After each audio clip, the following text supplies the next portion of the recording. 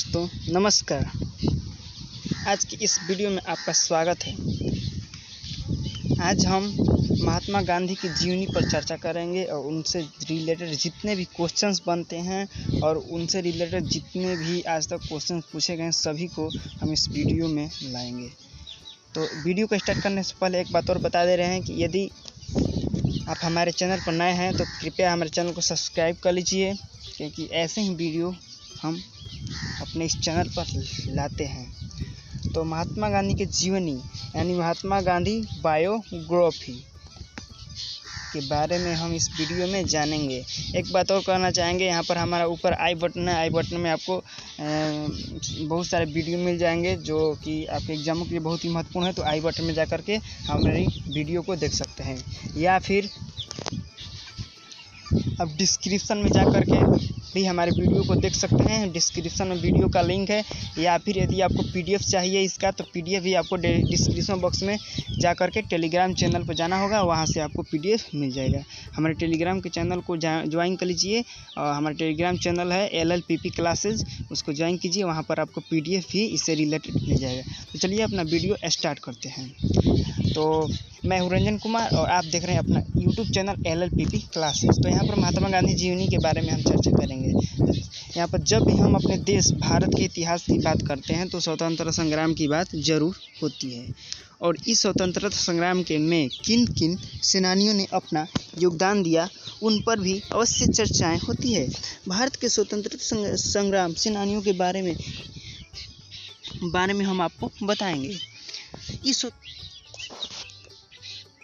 आगे देखते हैं। यहाँ पर हम जान गए हैं कि दो प्रकार के स्वतंत्रता संग्राम में दो प्रकार के सेनानी हुआ करते थे, और वो कौन कौन होते हैं आगे देखते हैं। तो चलिए आगे चलते हैं इस वीडियो में। तो आगे देखते हैं। यहाँ पर पहले चरण के सेनानी थे वो थे पहले चरण जो अंग्रेजों द्वारा किए जाने वाले अत्याचारों का जवाब उन्हीं की तरह खून खराबा करके देना चाहते थे।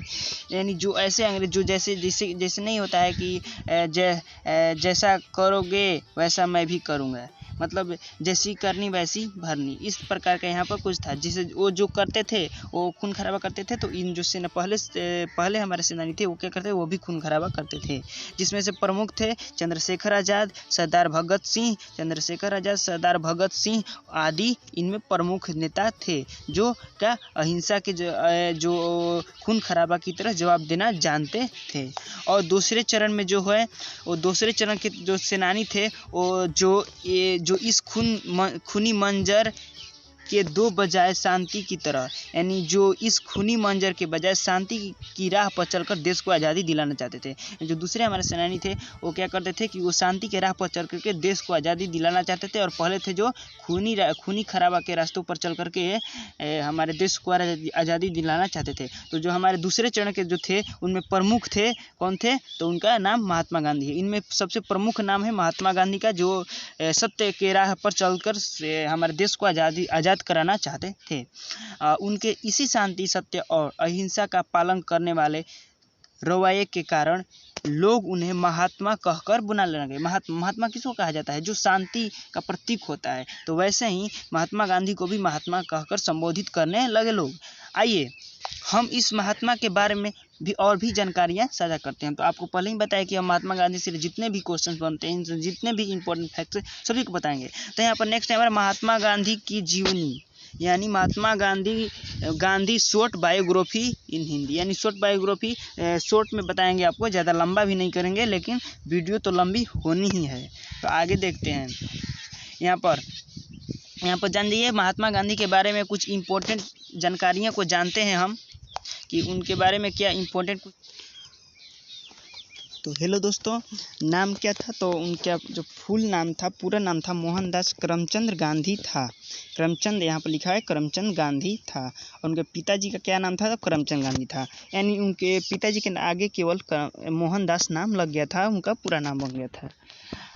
उनकी माता का नाम था पुतली बाई, और उनका जन्म जो है 2 अक्टूबर 1869 ईस्वी को हुआ था।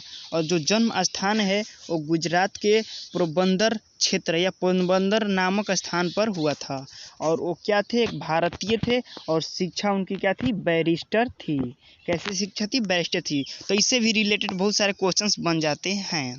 आगे देखते हैं। तो उनकी जो पत्नी थी उसका नाम था कस्तूराबाई माखनजी कपाड़िया।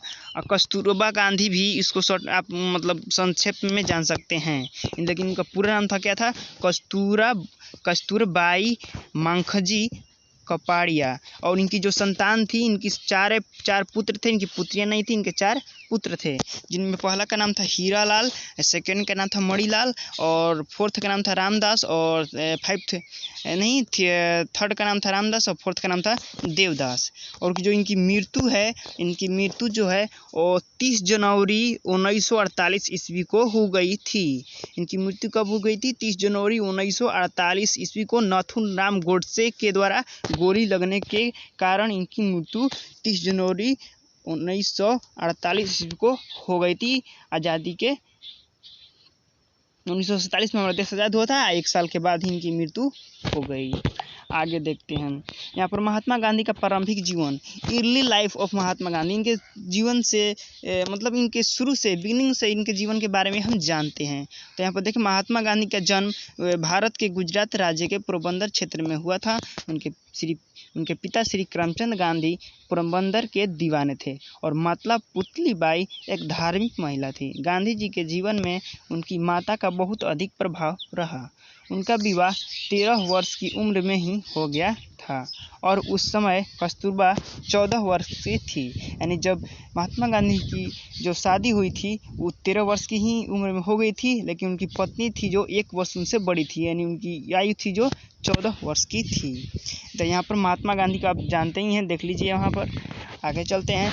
नवंबर सन 1887 में उन्होंने अपनी मैट्रिक की परीक्षा उत्तीर्ण की।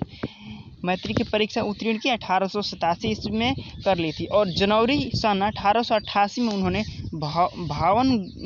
भावनगर के समलदास कॉलेज में दाखिला लिया था और यहाँ से डिग्री प्राप्त की। इसके बाद वे लंदन गए और वहाँ से बैरिस्टर बनकर लौटे। बैरिस्टर यानी वकील भी बोल सकते हैं, वकालत की परीक्षा करने के लिए वो तो लंदन नहीं गए थे, लेकिन यहाँ पर बैरिस्टर बनकर लौटे थे। कहाँ से, लंदन थे, लौटे थे बैरिस्टर बनकर के। महात्मा गांधी का दक्षिणी सूडान यात्रा। महात्मा गांधी दक्षिणी सूडान पर जब गए थे, यानी विजिट एट साउथ अफ्रीका जो महात्मा गांधी गए थे, उनकी क्या वहाँ पर हुई, वहाँ पर क्या करने गए थे, इसके बारे में आगे जानेंगे। तो उनकी यात्रा कैसी रही, आगे देखते हैं। तो सन 1894 में किसी कानूनी विवाद के संबंध में गांधी जी दक्षिण अफ्रीका गए थे। वहाँ होने वाले अन्याय के खिलाफ अवज्ञा आंदोलन डिसोबीडियंस मूवमेंट चलाया और उसके पूर्ण होने के बाद भारत लौटे। जो महात्मा गांधी थे दक्षिण अफ्रीका क्यों गए थे, तो गए थे 1894 में गए थे और उन्होंने कानूनी विवाद के संबंध में गांधी जी दक्षिण अफ्रीका गए थे और वहाँ होने वाले अन्याय के खिलाफ अवज्ञा आंदोलन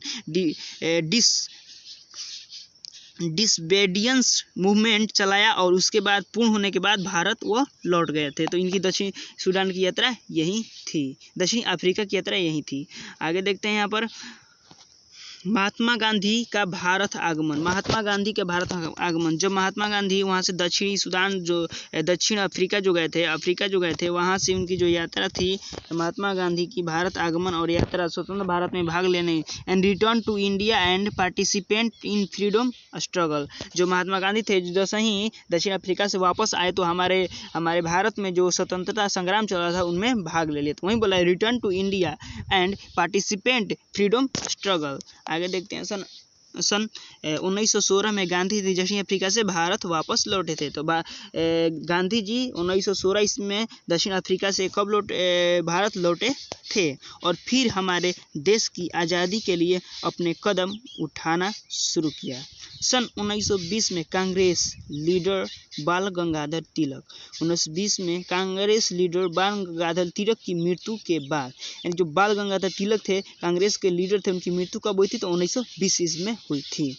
तो उनकी मृत्यु होने के बाद गांधी जी ही कांग्रेस के मार्गदर्शक बने, यानी 1920 ईस्वी में बाल गंगाधर तिलक की मृत्यु के बाद कांग्रेस के मार्गदर्शक कौन बने? तो गांधी जी बने। सन 1914 से 1919 के बीच जो प्रथम विश्व युद्ध हुआ, यानी जो यहाँ पर एक और क्वेश्चन आप मतलब याद कर सकते हैं कि जो हमारा प्रथम विश्व युद्ध था वो 14 से 19 के बीच में हुआ था। आगे देखते हैं यहाँ पर युद्ध फर्स्ट वर्ल्ड वार के में भी गांधी जी की कुछ भूमिका थी, वहीं यहाँ पर बताया गया है। तो फर्स्ट वर्ल्ड वार हुआ था, उसमें गांधी जी ने ब्रिटिश सरकार को एक शर्त पर पूर्ण सहयोग दिया कि उसके बाद वे भारत को आज़ाद कर देंगे, यानी एक शर्त रखा ब्रिटिश सरकार, गांधी जी ने ब्रिटिश सरकार की समझ कि वो भारत को आज़ाद कर देंगे, इसलिए उन्होंने उनका साथ दिया। परंतु जब अंग्रेजों ने ऐसा नहीं किया तो फिर गांधी जी ने देश को आज़ादी दिलाने के लिए बहुत से आंदोलन चलाए, उनमें से कुछ आंदोलन निम्न अनुसार है। यानी जब अंग्रेजों ने गांधी जी के साथ धोखा किया तो गांधी जी ने मतलब प्रतिज्ञा कर लिया कि हम देश को आज़ादी दिला करके रहेंगे और उनसे संबंधित कुछ महत्वपूर्ण आंदोलन चलाए, जिसके फलस्वरूप हमको आज़ादी मिली। आगे देखते हैं क्या हैं वे महत्वपूर्ण आंदोलन। तो सन 1920 में असहयोग आंदोलन नॉन कोऑपरेशन मूवमेंट, सन 1920 ईस्वी में कौन सा आंदोलन चलाया गांधी जी ने? असहयोग आंदोलन नॉन कोऑपरेशन मूवमेंट। सन 1930 में अवज्ञा आंदोलन सिविल डिसोबीडियंस मूवमेंट। दो आंदोलन हुआ जो गांधी ने चलाए थे, महत्वपूर्ण है। पहला है 1920 में असहयोग आंदोलन और दूसरा है 1930 में अवज्ञा आंदोलन। 10-10 साल के अंतर पर दोनों चलाए थे। इसके बाद सन 1942 में भारत छोड़ो आंदोलन भी चलाए थे। क्वाइट इंडिया मूवमेंट भी महात्मा गांधी ने ही चलाया था 1942 में, भारत छोड़ो आंदोलन। वैसे तो गांधी जी का संपूर्ण जीवन ही एक आंदोलन की तरह रहा, परंतु उनके द्वारा मुख्य रूप से 5 आंदोलन चलाए गए, जिनमें से 3 आंदोलन महत्वपूर्ण है। संपूर्ण यही 3 आंदोलन जो है संपूर्ण राष्ट्र में चलाए गए और बहुत सफल हुए, और इसलिए लोग इनके बारे में जानकारी भी रखते हैं। गांधी जी द्वारा चलाए गए इन सभी आंदोलन को हम निम्न प्रकार से वर्गीकृत कर सकते हैं। यहाँ पर देखेंगे कि प्रमुख आंदोलन और अन्य आंदोलन, प्रारंभिक चरण के आंदोलन यहाँ पर है। तो यहाँ पर जो सन 1920 में जो आंदोलन हुआ था, सन 1920 में असहयोग आंदोलन कोऑपरेशन मूवमेंट हुआ था सन 1920 में, एंड सन फर्स्ट आंदोलन था, सेकेंड आंदोलन जो महत्वपूर्ण आंदोलन है उनमें से, तो सन 1930 में अवज्ञा आंदोलन, नमक सत्याग्रह आंदोलन, दांडी यात्रा, ये सभी 1930 में किया गया था। अवज्ञा आंदोलन, नमक सत्याग्रह या फिर दांडी यात्रा, यही आंदोलन का नाम है। जो अवज्ञा आंदोलन भी बोल सकते हैं, उसको नमक सत्याग्रह आंदोलन भी बोल सकते हैं, दांडी यात्रा भी बोल सकते हैं, सिविल डिसोबीडियंस। और सन 1918 में चंपारण और खेड़ा सत्याग्रह भी किए थे महात्मा गांधी ने। चंपारण और खेड़ा सत्याग्रह कब किए थे महात्मा गांधी ने? तो सन 1918 ईस्वी में कौन से चंपारण और खेड़ा सत्याग्रह किए थे, और अवज्ञा आंदोलन, नमक सत्याग्रह आंदोलन, दांडी यात्रा भी किए थे 1930 ईस्वी में। यहाँ पर और देखते हैं तो यहाँ पर सन 1919 ईस्वी में क्या किए थे? खिलाफत आंदोलन के प्रणेता भी महात्मा गांधी को ही माना जाता है, और 1919 ईस्वी में खिलाफत आंदोलन को भी शुरू किए थे, खिलाफत मूवमेंट। सन 1942 में भारत छोड़ो क्वाइट ऑफ इंडिया आंदोलन की शुरुआत भी महात्मा गांधी ने ही की थी। महात्मा गांधी भारत को 15 अगस्त 1947 ईस्वी को आज़ादी दिलाई थी। और अब इसके बाद और भी कुछ जानते हैं। यहाँ पर इन सभी आंदोलनों का वर्षानुसार वर्णन निम्न प्रकार से दिया जा रहा है, मतलब कुछ विस्तृत जानकारी आंदोलन के बारे में दिया। तो चंपारण एवं खेड़ा सत्याग्रह के बारे में हम आपको बताएंगे कब हुआ था, कैसे हुआ था, कहाँ हुआ था। तो गांधी जो सन 1918 में चलाया गया चंपारण और खेड़ा सत्याग्रह भारत में उनके आंदोलन की शुरुआत थी। जो चंपारण और खेड़ा सत्याग्रह थी और भारत में महात्मा गांधी के आंदोलन की क्या थी? शुरुआत थी, और इनमें वे सफल भी रहे। ये सत्याग्रह ब्रिटिश लैंडलॉर्ड के खिलाफ चलाया गया था। इन ब्रिटिश लैंडलॉर्ड द्वारा भारतीय किसानों को नील इंडिगो की पैदावार करने के लिए जोर डाला जा रहा था और इसी के साथ हद तो यह थी कि उन्हें यह नील एक निश्चित कीमत पर ही बेचने के लिए भी विवश किया जा रहा था और भारतीय किसान ऐसा नहीं चाहते थे। तब उन्होंने महात्मा गांधी की मदद ली। इस पर गांधी जी ने एक अहिंसात्मक आंदोलन चलाया और इसमें सफल रहे और अंग्रेजों को उनकी बात माननी पड़ी। तो यही थी क्या थी खेड़ा आंदोलन एंड चंपारण आंदोलन। और भी इसके बारे में कुछ है। इसी वर्ष खेड़ा नामक एक गांव जो गुजरात प्रांत में स्थित है, मतलब गुजरात प्रांत में एक खेड़ा नामक गांव स्थित है, वहां बाढ़ फ्लूड आ गई और वहां के किसान ब्रिटिश सरकार द्वारा लगाए जाने वाले टैक्स भरने में असक्षम हो गए। तब उन्होंने उसके लिए गांधी जी से सहायता ली और तब गांधी जी ने असहयोग आंदोलन नो कोऑपरेशन नामक हथियार का प्रयोग किया और किसानों को टैक्स में छूट दिलाने के लिए आंदोलन किया। जो असहयोग आंदोलन था किस लिए किया गया था, तो जो किसान थे उनको टैक्स में छूट कराने के लिए किया गया था। इस आंदोलन में गांधी जी को जनता से बहुत समर्थन मिला और आखिरकार मई 1918 में ब्रिटिश सरकार को अपने टैक्स संबंधित नियमों में किसानों को राहत देने की घोषणा करनी पड़ी।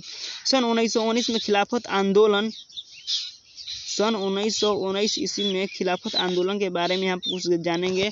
सन 1919 ईस्वी में खिलाफत आंदोलन, वहाँ पर क्या था, यहाँ पर खेड़ा आंदोलन खिलाफत आंदोलन यहाँ पर है। तो सन 1919 में गांधी जी को इस बात का एहसास होने लगा था कि यह कांग्रेस कहीं न कहीं कमज़ोर पड़ रही है, तो उन्होंने कांग्रेस की डूबती नैया को बचाने के लिए और साथ ही साथ हिंदू मुस्लिम एकता के द्वारा ब्रिटिश सरकार को बाहर निकालने के लिए अपने प्रयास शुरू किए। इन उद्देश्यों की पूर्ति के लिए वे मुस्लिम समाज के पास गए। खिलाफत आंदोलन वैश्विक स्तर पर चलाया गया आंदोलन था जो मुस्लिम के कालिफ के खिलाफ चलाया गया था।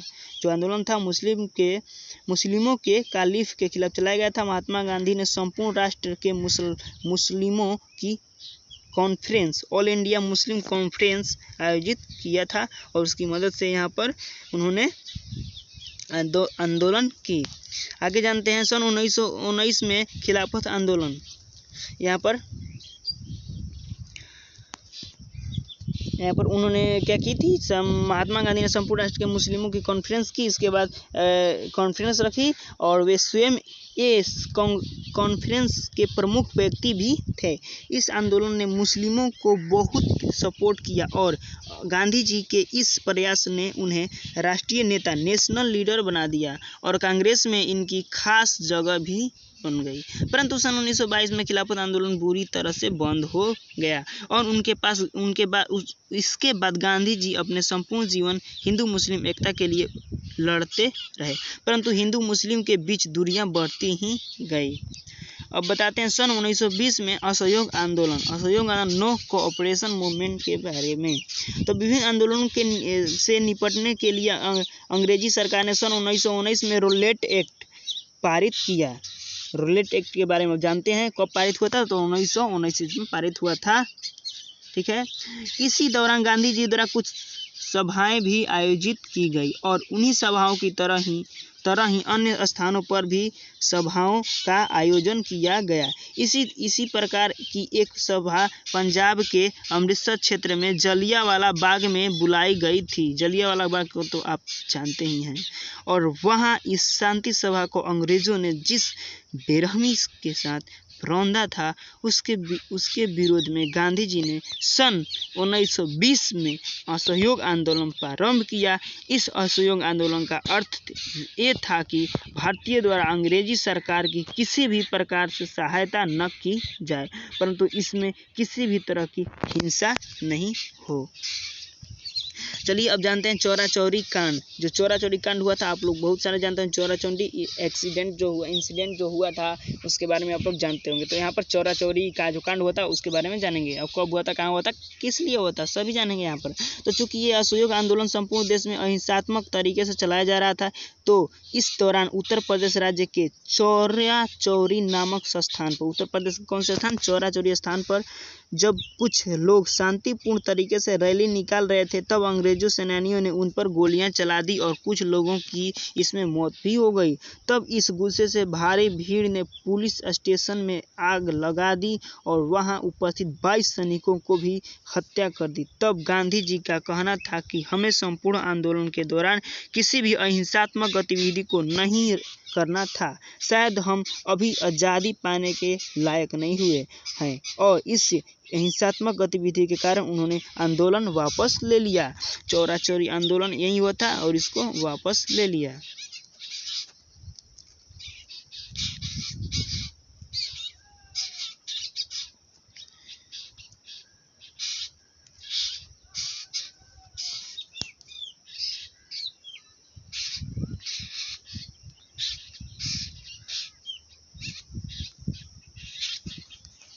हाँ, यहाँ पर सन 1930 में सविनय अवज्ञा आंदोलन, नमक सत्याग्रह आंदोलन, दांडी यात्रा, सिविल डिसोबीडियंस मूवमेंट, साल्ट सत्याग्रह मूवमेंट, दांडी मार्च सभी के बारे में यहाँ पर जानेंगे। सन 1930 में महात्मा गांधी ने अंग्रेजों के खिलाफ एक और आंदोलन की शुरुआत की। इस आंदोलन का नाम था सविनय अवज्ञा आंदोलन। जो सविनय अवज्ञा आंदोलन थी कब हुई थी? 1930 ईस्वी में। सिविल डिसोबीडियंस मूवमेंट, इस आंदोलन का उद्देश्य यह था कि ब्रिटिश सरकार द्वारा जो भी नियम कानून बनाया जाए उन्हें नियम मानना और उनकी अवहेलना करना। जैसे ब्रिटिश सरकार ने कानून बनाया था कि कोई भी नमक नहीं बनाएगा, तो 12 मार्च सन 1930 को उन्होंने इस कानून को तोड़ने के लिए अपनी दांडी यात्रा शुरू की। दांडी यात्रा कब शुरू की थी? 12 मार्च सन 1930 को उन्होंने इस कानून को तोड़ने के लिए अपनी दांडी यात्रा शुरू की थी। वे दांडी नामक स्थान पर पहुंचे और वहां जाकर नमक बनाया था और इस प्रकार यह आंदोलन भी शांतिपूर्ण ढंग से ही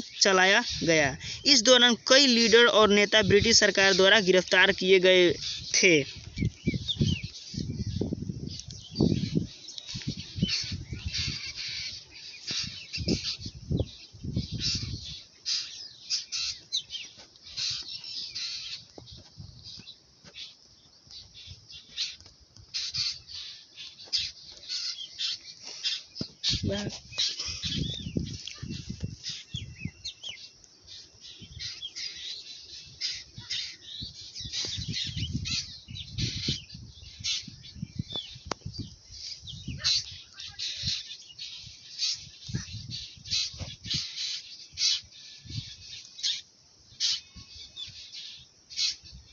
बारह मार्च सन 1930 को उन्होंने इस कानून को तोड़ने के लिए अपनी दांडी यात्रा शुरू की। वे दांडी नामक स्थान पर पहुंचे और वहां जाकर नमक बनाया था और इस प्रकार यह आंदोलन भी शांतिपूर्ण ढंग से ही चलाया गया। इस दौरान कई लीडर और नेता ब्रिटिश सरकार के द्वारा गिरफ्तार भी हो गए। अब विस्तृत डिस्क्रिप्शन इन डिटेल्स के बारे में जानेंगे। कुछ साबरमती आश्रम के भी बारे में जानेंगे। गांधी जी द्वारा नमक सत्याग्रह की शुरुआत 12 मार्च सन 1930 को गुजरात के अहमदाबाद शहर के पास स्थित साबरमती आश्रम से ही की गई थी। तो कहाँ से की गई थी नमक सत्याग्रह का प्रारंभ? तो 12 मार्च 1930 को साबरमती आश्रम से की गई थी जो अहमदाबाद में स्थित है। यह यात्रा 5 अप्रैल सन 1930 तक गुजरात में ही स्थित दांडी नामक स्थान तक चली। 5 अप्रैल 1930 तक दांडी नामक स्थान में अहमदाबाद में ही यात्रा रही थी। यहाँ पहुंचकर गांधी जी ने नमक बनाया और यह कानून तोड़ा और इस प्रकार राष्ट्रव्यापी अवज्ञा आंदोलन की शुरुआत हुई। यह भारत के स्वतंत्रता संग्राम में महत्वपूर्ण चरण था। यह ब्रिटिश सरकार द्वारा नमक बनाए जाने के एकाधिकार मोनोपोली पर सीधी प्रहार था और इसी घटना के बाद यह आंदोलन संपूर्ण देश में फैल गया था। इसी समय अर्थात 26 जनवरी 1930 को भारतीय राष्ट्रीय कांग्रेस ने पूर्ण स्वराज की भी घोषणा कर दी थी। तो पूर्ण स्वराज की घोषणा कब की गई थी? तो 26 जनवरी 1930 को। महात्मा गांधी ने दांडी मार्च यात्रा 24 दिनों में पूरी की। तो ये भी क्लियर हो गया दांडी यात्रा कितने दिन तक चली? तो 24 दिन तक। और इस दौरान उन्होंने साबरमती से दांडी तक लगभग 240 मील 390 किलोमीटर की दूरी तय की थी। तो कुल कितने किलोमीटर की दूरी तय की थी? 390 किलोमीटर की दूरी तय की थी 24 दिनों में, वो भी दांडी यात्रा के दौरान। यहाँ उन्होंने बिना किसी टैक्स का भुगतान किए नमक बनाया। इस यात्रा की शुरुआत में उनके साथ 78 स्वयंसेवक वॉलंटियर्स थे और यात्रा के अंत तक यह संख्या हजारों हो गई थी। यहाँ से 5 अप्रैल सन 1930 को पहुँचे और यहाँ 5 अप्रैल सन 1930 को पहुँचे और यहाँ पहुंचकर उन्होंने इसी दिन सुबह 6:30 बजे उन्होंने नमक बनाकर ब्रिटिश सरकार के खिलाफ अहिंसात्मक सविनय अवज्ञा आंदोलन की शुरुआत की और इसे भी हजारों भारतीयों ने मिलकर सफल बनाया। यह नमक बनाकर महात्मा गांधी ने अपनी यात्रा जारी रखी और वे यहाँ से वे दक्षिण की ओर समुद्र तटों की ओर बढ़े और इसके पीछे उनका उद्देश्य इन समुद्री तटों पर नमक बनाना तो था ही, साथ ही वे कई सभाओं को संबोधित करने का भी कार्य कर रहे थे। यहाँ उन्होंने धारसाना नामक स्थान पर भी एक कानून तोड़ा था। 4 से 5 मई सन 1930 को अर्धरात्रि मिडनाइट को गांधी जी को गिरफ्तार कर लिया गया। इनकी गिरफ्तारी और इस सत्याग्रह ने पूरे विश्व का ध्यान भारत के स्वतंत्रता संग्राम की ओर खींचा। ये सत्याग्रह पूरे वर्ष चला और गांधी जी की जेल से रिहाई के साथ ही खत्म हुआ और वो भी इसलिए क्योंकि द्वितीय गोलमेज सम्मेलन सेकेंड राउंड टेबल कॉन्फ्रेंस के समय वायसराय लॉर्ड इरविन नेगोशिएशन के लिए राजी हो गए थे। इस नमक सत्याग्रह के कारण लगभग 80,000 लोगों को गिरफ्तार किया गया था। गांधी जी द्वारा चलाया गया यह नमक सत्याग्रह उनके अहिंसात्मक विरोध के सिद्धांत पर आधारित था। इसका शाब्दिक अर्थ है कि सत्य का आग्रह सत्याग्रह। कांग्रेस ने भारत को स्वतंत्रता आंदोलन के लिए सत्याग्रह को अपना हथियार बनाया और इसके लिए गांधी जी को प्रमुख नियुक्त किया गया। इसी के तहत धरसाना में जो सत्याग्रह हुआ था उसमें गांधी जी सैनिकों ने हजारों लोगों को मार दिया था, परंतु अंततः इसमें गांधी जी की सत्याग्रह नीति कारगर सिद्ध हुई और अंग्रेजी सरकार को झुकना पड़ा। इस सत्याग्रह का American activist Martin Luther, James Bevel आदि पर बहुत ही गहरा प्रभाव पड़ा, जो सन 1960 के समय में रंग भेद नीति, काले और गोरे लोगों में भेदभाव और अल्पसंख्यकों माइनॉरिटी के अधिकारियों के लिए संघर्ष कर रहे थे। जिस तरह से ये सत्याग्रह और अवज्ञा आंदोलन फैल रहा था, तो इसे सही मार्गदर्शन के लिए मद्रास में राजगोपालाचारी और उत्तर भारत में खान अब्दुल गफ्फार खान को इसकी बागडोर सौंपी गई थी। सन 1942 में भारत छोड़ो आंदोलन के बारे में कुछ इंपॉर्टेंट जानकारी। Quite India movement. सन 1940 के दशक में तक आते आते भारत की आज़ादी के लिए देश के बच्चे, बूढ़े और जवान सभी में जोश और गुस्सा भर पड़ा था। तब गांधी जी ने इसका सही दिशा में उपयोग किया और बहुत ही बड़े पैमाने पर सन 1942 में भारत छोड़ो आंदोलन क्वाइट इंडिया मूवमेंट की शुरुआत की। यह आंदोलन अब तक के सबसे आंदोलनों में सबसे अधिक प्रभावी रहा। यह अंग्रेजी सरकार के लिए एक बहुत बड़ी चुनौती थी। विस्तृत वर्णन करते हैं इसके बारे में। सन 1942 में महात्मा गांधी द्वारा चलाया गया तीसरा बड़ा आंदोलन था भारत छोड़ो आंदोलन। इसकी शुरुआत महात्मा गांधी ने अगस्त सन 1942 में की थी। यानी जो भारत छोड़ो आंदोलन था उनकी शुरुआत कभी 1942 में हुई थी, परंतु इसके संचालन में हुई गलतियों के कारण यह आंदोलन जल्दी ही धराशायी हो गया, अर्थात यह आंदोलन सफल नहीं हो सका। इसके असफल होने के पीछे कई कारण थे, जैसे इस आंदोलन में विद्यार्थी, किसान आदि सभी के द्वारा हिस्सा लिया जा रहा था और इनमें इस आंदोलन को लेकर बड़ी लहर थी और आंदोलन संपूर्ण देश में एक साथ शुरू नहीं हुआ, अर्थात आंदोलन की शुरुआत अलग अलग तथ्यों पर हुई।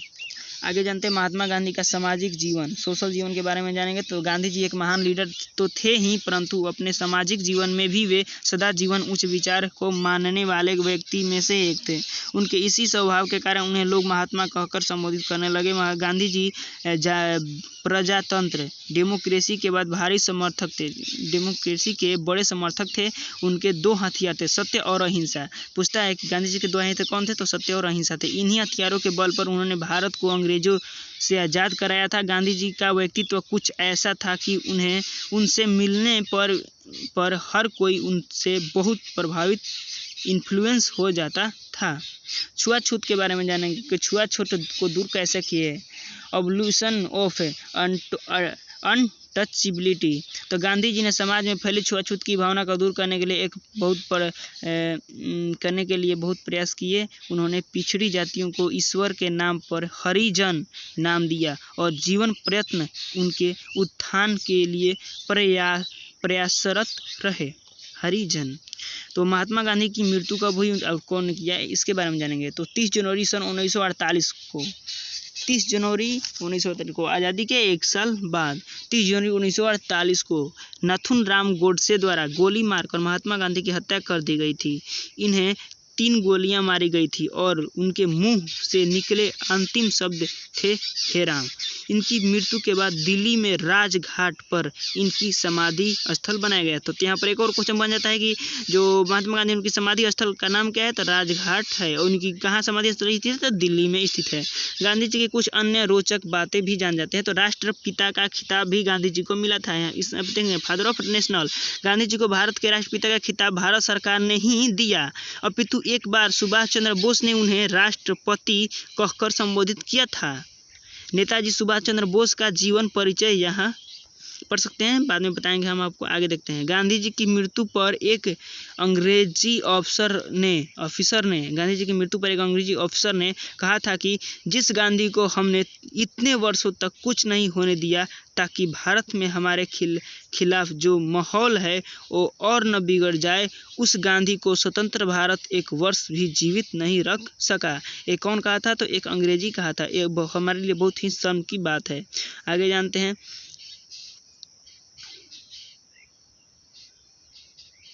गांधी जी ने स्वदेशी आंदोलन भी चलाया था, जिसमें उन्होंने सभी लोगों से विदेशी वस्तुओं का बहिष्कार करने की मांग की और फिर स्वदेशी कपड़ों आदि के लिए स्वयं चरखा चलाया और कपड़ा भी बनाया। ये तो आज की ही बात हो गई। जैसे नरेंद्र मोदी जी बोल रहे हैं कि स्वदेशी चीज़ों को अब देसी चीज़ों को अपनाना है, स्वदेशी चीज़ों को दूर भगाना है।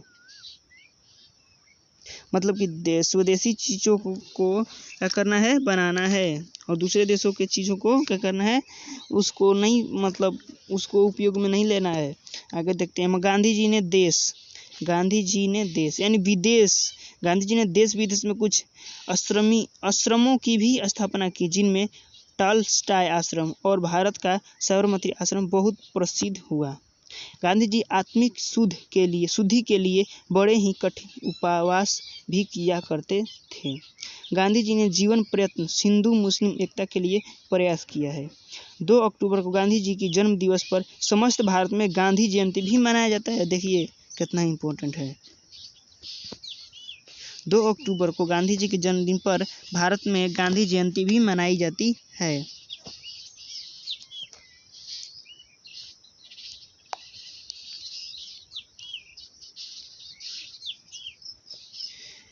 इस प्रकार गांधी जी बहुत ही महान व्यक्ति थे। गांधी जी ने अपने जीवन में अनेक महत्वपूर्ण कार्य किए। इनकी ताकत सत्य और अहिंसा थी और आज भी हम इनके सिद्धांतों को अपनाकर समाज में महत्वपूर्ण बदलाव ला सकते हैं। तो आज हम इस वीडियो में उनसे रिलेटेड जितने भी फैक्ट्स बनते हैं आपको बताए हैं, और हमारा जो पार्ट 2 आएगा महात्मा गांधी जीवनी पर, जो पार्ट 2 आएगा उसमें हम बहुत सारे क्वेश्चन लमसम 50+ से 70+ क्वेश्चन कराएंगे जो महात्मा गांधी से रिलेटेड है, जो एग्जाम में बार बार पूछी जाती है। तो उसको भी आप देखना ना भूलें। तो आज के लिए इतना ही, और ज़्यादा जाने से पहले एक बार जरूर कर देंगे, यदि आपको इस वीडियो पसंद आया होगा तो प्लीज़ लाइक कर दीजिएगा और शेयर करना तो भूलिएगा। धन्यवाद।